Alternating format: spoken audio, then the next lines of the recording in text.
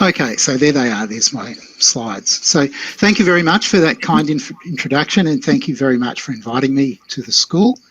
As was just mentioned, the plan for my talk is to talk about challenges to atheism. Okay, how do I advance the screen? Sorry. There we go. So I'm not sure how I'm going to do that, but anyway. Okay, so there are three things that I want to talk about.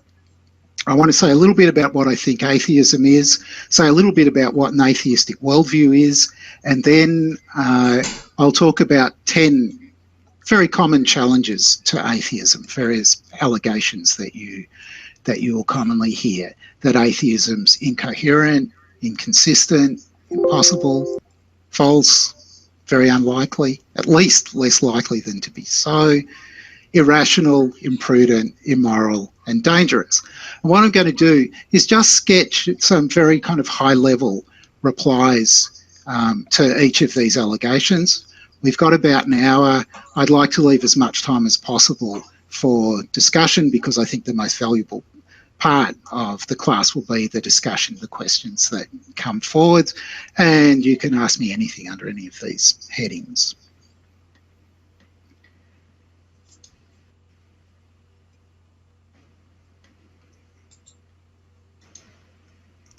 Okay, so what's atheism? So I think atheism is a claim. It's the claim that there are no gods. It contrasts and indeed is contradictory of the claim that I think is probably called theism, the claim that there's at least one God. Of course, many theists are also monotheists. They think that there's exactly one God, and atheism and monotheism are contraries. They can't both be true, but they could both be false. Atheists are people who believe that there are no gods. Theists are people who believe that there's at least one God. Agnostics suspend judgment between atheism and theism. They've considered the matter, but they've refused to take a side. And innocents are people who've never, or beings that have never considered the question whether there are gods. There are lots of innocents, inanimate objects, other animals, neonates, some people with advanced dementia, and so on. I think that it's important to distinguish between innocents, agnostics, and atheists. I'm not fond of the contemporary use of using the word atheist for everybody who's not a theist. And at any rate, what I want to talk about is atheism in the sense that I'm giving it here.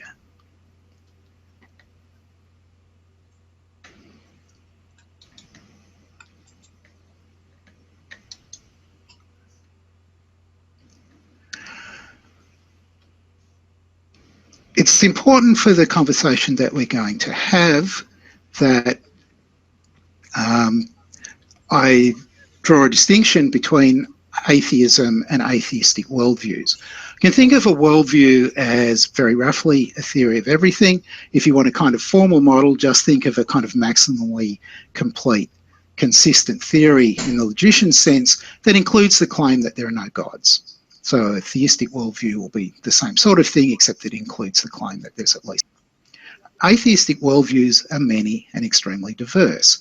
And perhaps the only significant claims common to all atheistic worldviews are the logical consequences of the claim that there are no gods. Just like theistic worldviews, atheistic worldviews vary enormously. When we're thinking about the various challenges that we're going to have a look at, it's important to think first of them, perhaps in many cases to think first of, okay, suppose these were challenges just to the claim, but more importantly, how should we think about responding to these things if they're challenges to the class, the whole class of atheistic worldviews, remembering that they're many and very diverse.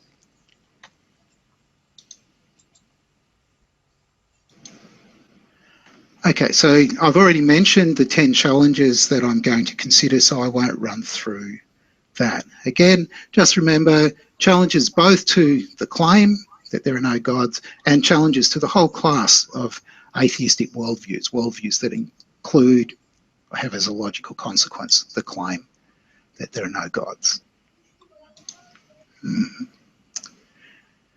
Okay, so the first claim that I want to consider is the charge that atheism is incoherent. We can understand this in three different ways. Maybe the very claim that there are no gods is supposed to be incoherent. Maybe there's some other claim that's imagined that all atheists are committed to that's supposed to be incoherent. Or maybe the idea is that the whole class of atheistic worldviews are incoherent. It's not entirely clear what incoherence is. A useful way into this discussion is to think about meaninglessness and meaningfulness. I think that it's pretty straightforward that if a claim of the form, it's not the case that T is meaningless, then it's also going to be the case that the claim T is meaningless. So if you think of atheism as the negation of theism, which the claim is, there are no gods versus there's at least one God, it's only going to turn out that atheism is meaningless if theism is also meaningless. Equally, I think this is true for incoherence. If the claim that not T is incoherent, then the claim T is itself incoherent. So it's only going to turn out that the claim of atheism is incoherent if the claim of theism is incoherent as well. So as Plantinga says in other contexts of other things, it looks like, at least in this respect, the charge of incoherence is going to be a tar baby. It's going to stick to every position if it sticks to any. Now, the claim about incoherence is no more plausible. In fact, it's less plausible if we start thinking about other claims in atheistic worldviews. Those claims, remember, are many and various. Most of them, though, most of the differences between atheism and theism are that atheists deny certain things that theists accept. And so if some atheistic claim is supposed to be incoherent, it will follow that the corresponding theistic claim that's being denied is also incoherent.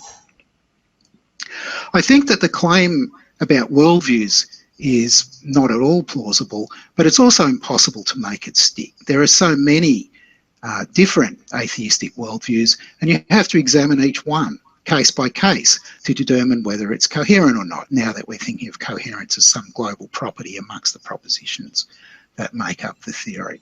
So, and it would be about as plausible, no less plausible, to say that in that sense all theistic worldviews are incoherent. I don't believe either of those claims. I don't see how you could make them stick, but I don't see that there's going to be any advantage in making a claim of that kind on one side that couldn't be met with equal justice by advancement of the same claim on the other side.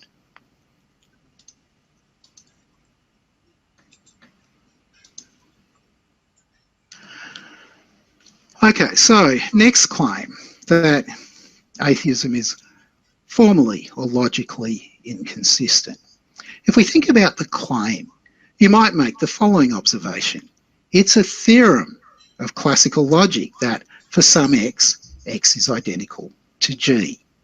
Let g be God, and we've got a proof of the existence of God. A logical proof is just a theorem of classical logic that God exists. The problem with this observation is obvious, right? It didn't matter how we interpreted G in this theorem. So it's equally a proof of the existence of the Easter Bunny and Santa Claus and whatever else you like. All that the point really shows is that classical logic is just not well suited to discussions where you've got participants who disagree about whether certain terms are denoting or non-denoting. Right, so I'm putting this point aside. There's no prospect of showing that the claim that there are no gods is logically inconsistent. It just obviously isn't. And echoing what I said last time about incoherence, there's no prospect of showing that all atheistic worldviews or all theistic worldviews are formally or logically inconsistent. Right, that's just not a task that anybody could possibly expect to be able to carry out given the enormous diversity of worldviews.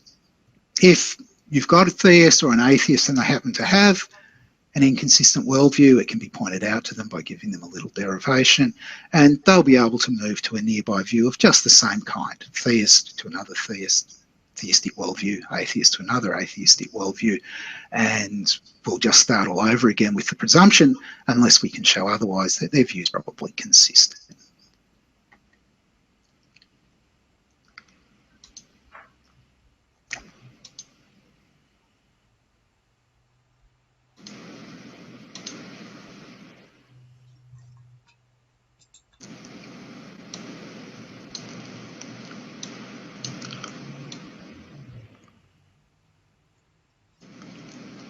Okay, next thought that you might have is that atheism's impossible. So if you're a theist, you may well think that it's necessary that there's at least one God. If that's true, then it's impossible that there are no gods. And so atheism is necessarily false. And there are many theists, not all of them. For example, Richard Swinburne's example to the contrary, but many theists think that it's necessary that there's at least one God. The difficulty here is that equally many, but not all atheists think that it's necessary that there are no gods. And so this criticism of atheism is going to be met by the claim that theism is impossible, and we are just going to end in deadlock. It's useful to think in this connection about modal ontological arguments. Suppose that we've got worldviews and they're agreed that necessarily, if God exists, then it's necessary that God exists. In the theistic worldviews, you will find the claims that it's possible that God exists, that God actually exists, and that it's necessary that God exists. And in the atheistic worldviews, you'll find the claim that it's possible that God doesn't exist, God actually doesn't exist, and it's necessary that God doesn't exist. There's nothing here that breaks the symmetry between the two kinds of views and the kind of criticism that's being raised. So this is not going to get us anywhere either.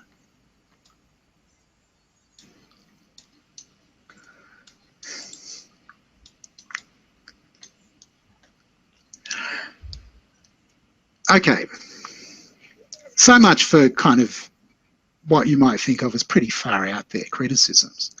Right? The most likely thing that a theist is going to want to say to an atheist is, your views are false.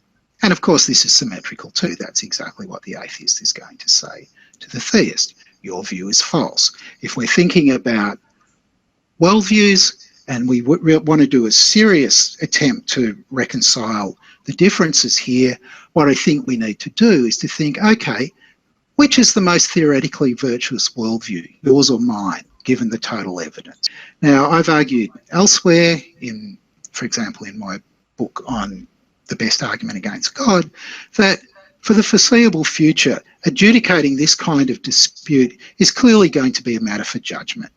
It's so complicated, there are so many moving parts, that what's going to end up happening is that reasonable theists and reasonable atheists are just going to agree to disagree about which are the better worldviews. And so, as far as I can see, this kind of allegation is also just going to end in deadlock.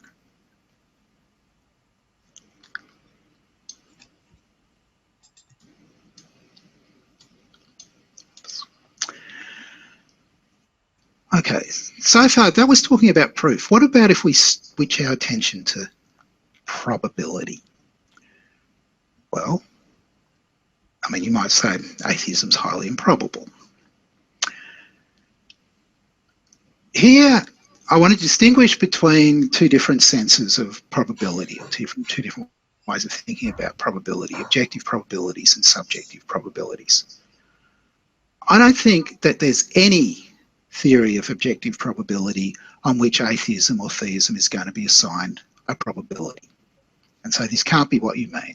Objective probabilities you might think of in two ways. Either you think of them as like quantum chances. So, for example, you've got a radioactive particle and there's some chance it'll decay in the next 60 seconds. You've got causal indeterminism. All there is a chance. right? The atheism and theism don't have chances in that sense. You might also think that there are certain kinds of symmetries in the world that generate chances. So you think about certain sorts of symmetries or certain sorts of randomization. So drawing a card from a pack of cards, there's a certain chance that you'll get the ace of hearts. Or if you roll a fair die, there's a certain chance that you'll get a 4. And you might think of those in some sense as objective probabilities as well. But there's nothing like, there's nothing in either of those types of considerations of objective probability that's going to give you an assignment of a probability to atheism or to theism. What you might think instead is, okay, so we need to talk about subjective probabilities, so the kinds of things that Bayesian probability theorists talk about. But now the problem is that there's just no required assignment of a probability to atheism or to theism. Any value from 0 to 1 might be assigned to the one, and 1 minus that value to the other, because there just aren't any constraints. You might think that there's a kind of regularity constraint that you shouldn't give probabilities 1 and 0 other than to things that are a priori. I'm not sure that's right. I think that you can give 1s and 0s to things that are kind of necessary a posteriori. And so it seems to me that it's completely open for a theist to think that if they reckon they know sort of necessary a posteriori that God exists, that they give God probability 1. That's not going to stop them from revising their claim in the light of new evidence, so long as they're not perfect Bayesian agents who only update their views on the basis of conditionalisation. And I'll come back to talking about those kinds of Bayesian agents in a minute.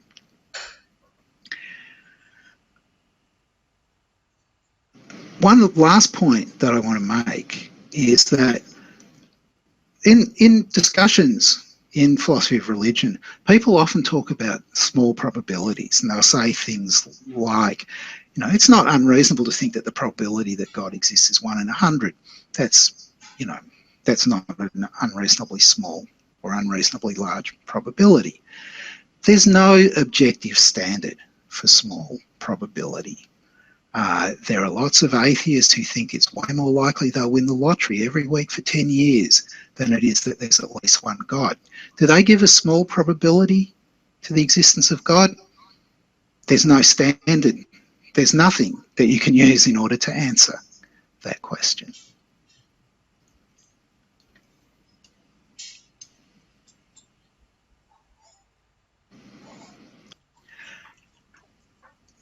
The problem here, and this is a problem with arguments that appeal to principles of indifference in general, is that there's no reason to think that that way of partitioning up the probabilities is the right way to do it. One way you could have gone was to argue that there's two options here, atheism and theism, and so it's 50-50. A different way that you might have gone was to say, look, there are billions of different theistic hypotheses, so each of them gets a truly minuscule probability. There's nothing in these kinds of considerations that's going to give you a reason for thinking either that atheism or that theism is the less probable view.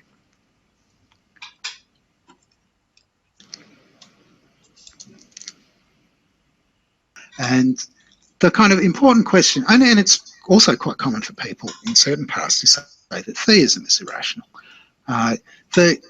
The important question to ask here is about rationality. What's the concept of rationality that's in play?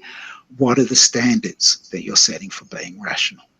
Now, I think if you set the standards high enough, then we're all irrational pretty much all of the time. So think about the ideal Bayesian agent. The ideal Bayesian agent assigns probabilities to all propositions, conditional probabilities to all propositions conditional on all possible evidence that might come in, and only updates their views as evidence comes in by conditionalisation. If that's your model of a rational agent, then none of us are rational agents pretty much ever. And so you can be quite confident that atheists and theists are all irrational. Right. Now that's because we picked an absurdly high standard for rationality. Let's pick a different standard. Suppose that we take as our standard the average person. What the average person does with respect to their believing is rational. And so people who do better than that are rational. People who do worse are not rational. And we can relativise this to subject matters. So the average person in their believing about religion or about God or whatever. And we can take them as our standard of rationality.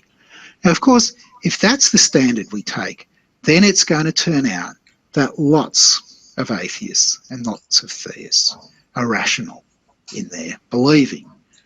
Given a choice, I think that something like the second account is much to be preferred to the first one as an account of rationality. And I'll give a couple of reasons in a minute.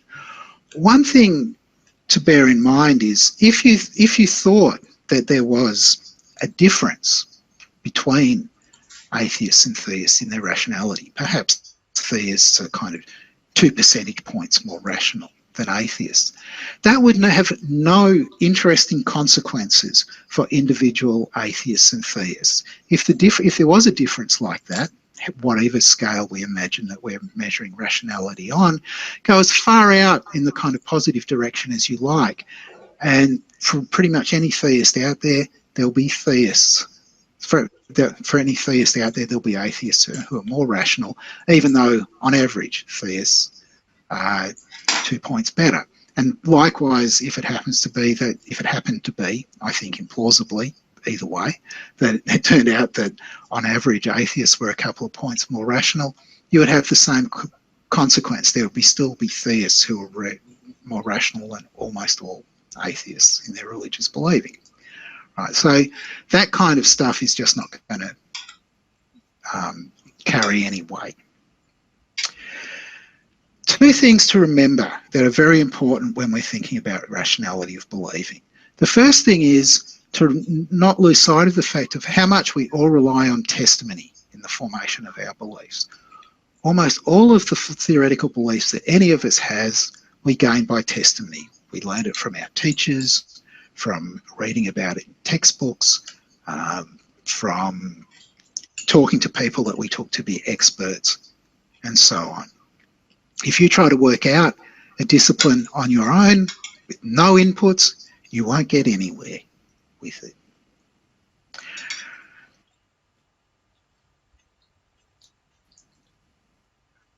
Of course, our religious beliefs are in no different situation from our other beliefs. Most of our religious beliefs we arrived at on the basis of testimony as well.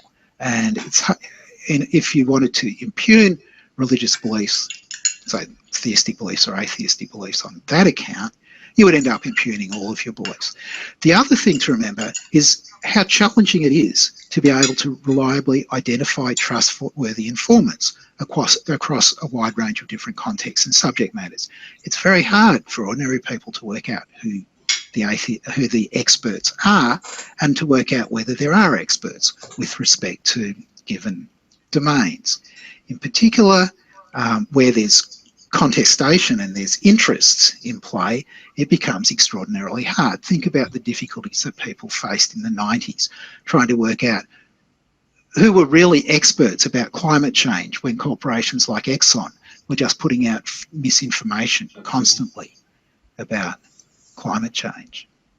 Right, now, when it comes to religion, there's a lot of noise. And if people fix on certain people as experts and trust what they say, it really looks like it's going to be a very hard call to say that they're irrational in doing that.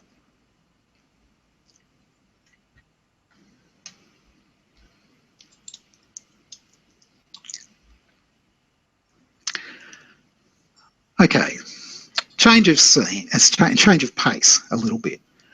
Some people think that atheism is imprudent. This kind of objection to atheism you get in Pascal's wager, and in other kinds of practical wagers of this kind, right? Now, there are lots of reasons, I've written about this topic a lot elsewhere, lots of reasons to kind of object to the idea that it's prudent to wager on gods. I'm just going to give a couple of kind of very high-level thoughts here. It's very hard to know what's the most plausible thing to think about what the gods can do for us. If you go out and you make a survey of the world's religions, you don't get very clear answers on those questions. So it's not going to be a straightforward matter, even how to set up the table that you're going to use in order to make this calculation about what's most prudent to do in connection with the gods, when it's so completely unclear what are the most plausible claims about what the gods want and what's the most plausible claims about what they can do for us. But more importantly, even if we could sort that out, it's typically completely opaque to us what would be our best bet were we to try to act on particular proposals about what the gods want from us. So what I mean is this. In the original wager, Pascal does these calculations about belief, but then he notes that you can't believe at will. So he says what you should do is enter into the course of action that you think is most likely to lead you ending up believing, entering into whatever's the religion in question. Now, think about some different context. And here you'll have to make your own example. But so suppose I think, what would be the course of action most likely to lead me to become a Trump voter? I just come up short. I've got nothing, right? Nothing comes to mind. There's nothing. Or, you know, what's the most likely course of action that will lead me to end up believing in the Easter Bunny? Even less, right? There's absolutely nothing that comes to mind. Now, I think that lots of atheists, when faced with, okay, we've got this calculation that says believe in God, what you should do is enter into whatever course of action you think is most likely to get you there, they're going to come up short in exactly the same way. I have no idea, right? I've done a fair bit of research reading around on conversions, people going from being believers to not believers and from being not believers to believers. There's nothing there that looks like it's an indicator of likely success, right? It just looks like noise. So even if we've got this calculation and there were problems about setting it up and problems about interpreting it, for most atheists, they should just say, I can't do anything with it. And that will be the end of it. The other thing that I'd point out is, and this is a kind of point of detail about actual Pascal's wager itself, and this was something I mentioned earlier, it seems fine, that is rationally permissible, that we think that it's impossible that there are gods, afterlives, and infinite goods. If you think all of those things are impossible, you're going to give zero probability to them. And that will be a different way in which you might think that you're just going to crush any argument for the conclusion that atheism is imprudent. Notice that I'm not saying you have to do this. This is rationally permissible. The previous consideration about the opacity of working out what to do seems to me to be a much more important problem, because it seems much more intractable.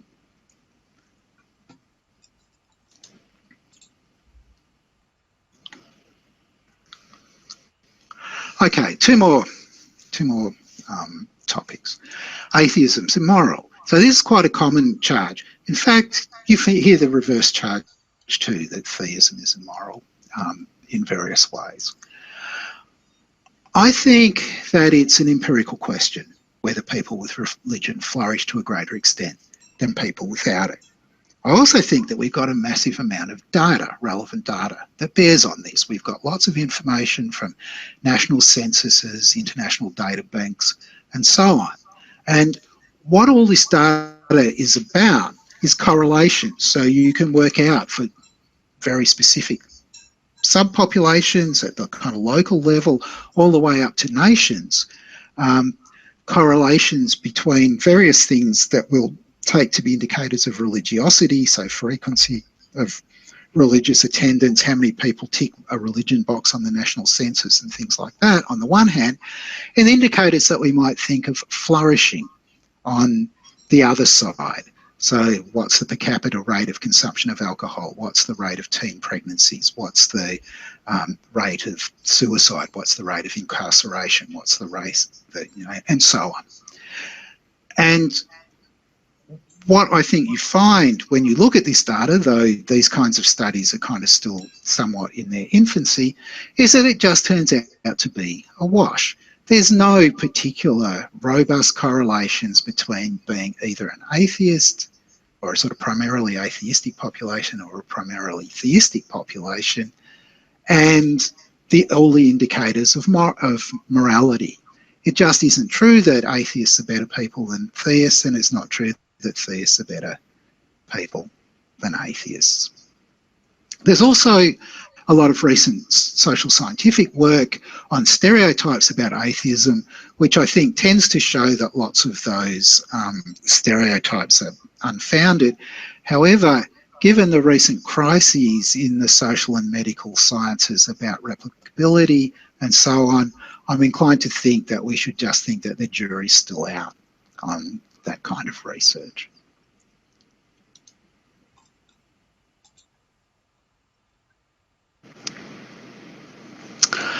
Last, and maybe this is going to be slightly tendentious, but I can't resist saying this. So I think that the view that atheists are dangerous is not at all plausible. One thing is it's hard to get a kind of gauge on how many atheists there are. I think maybe 1% of the global population are atheists. Maybe it's less. That's now, and it's probably been less in the past. In most places, at most times, atheists have had no social or political significance.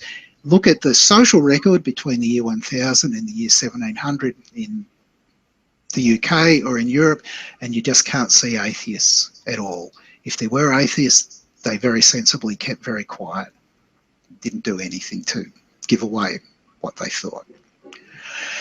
It's not in the least bit plausible that the big challenges that we face have been caused by atheism or by modest recent rises in the prevalence of atheism.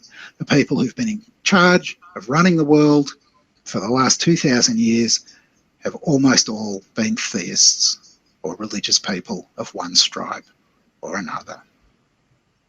It's not plausible that the big challenges we face now, challenges to do with a whole lot of things, climate change, social justice, corruption in government and so on, have been caused by irreligion or by modest recent rises in the prevalence of irreligion. So if you do want to argue that atheism or irreligion is dangerous, you've got a very difficult road to travel. Okay, that's it. Time for some discussion.